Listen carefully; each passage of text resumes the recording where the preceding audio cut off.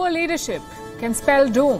History is full of examples. Our world today is full of examples. Poor leadership in Sri Lanka left the country bankrupt.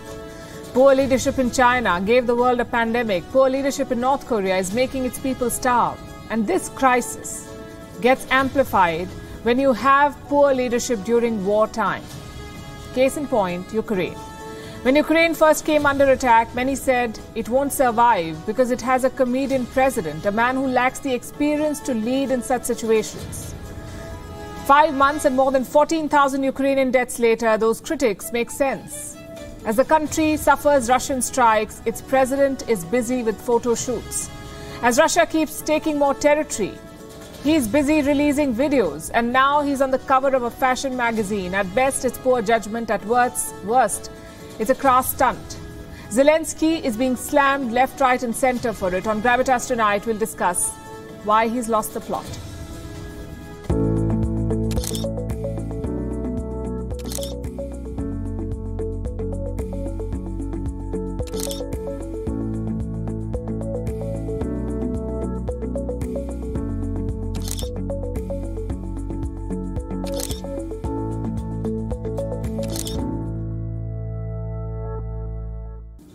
Do you recognize the man in these photos? Of course you do.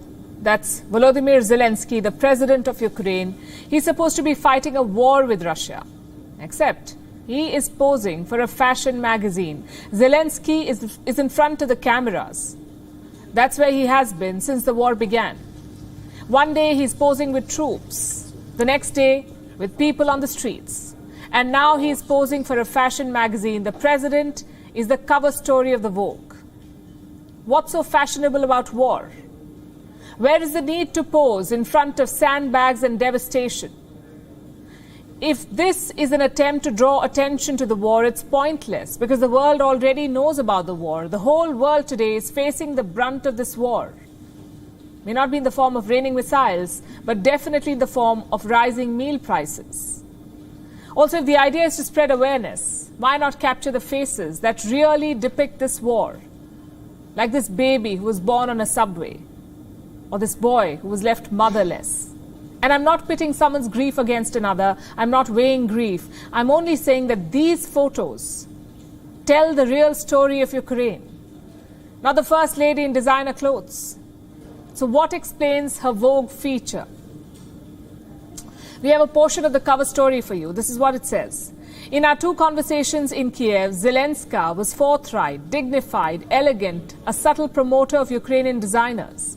One day she wore an ecru silk blouse with a black velvet bow tied around the neck and a black mid-calf skirt.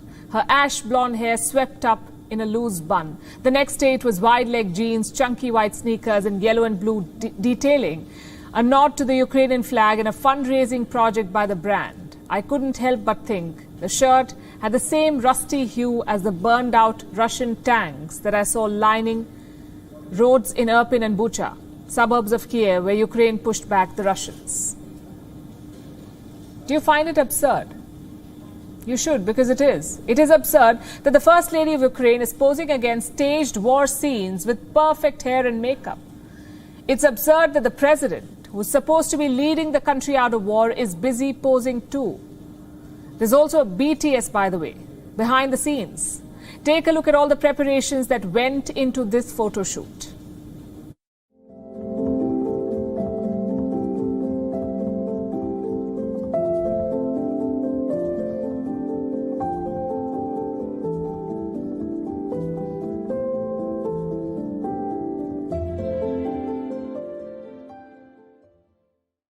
Remember, all of this is happening in a country that has been at war for the past 5 months. The cover story is called Portrait of Bravery. It's neither satire nor surprising. Ask yourself this question. What has Zelensky really done since this war began except being on camera?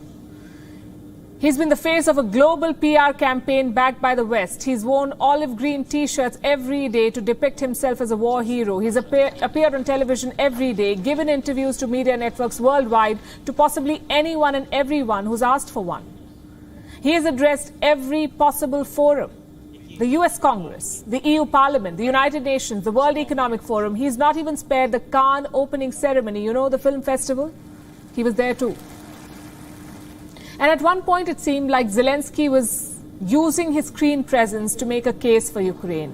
He is a former comedian, you know that. He's also done a bit of acting.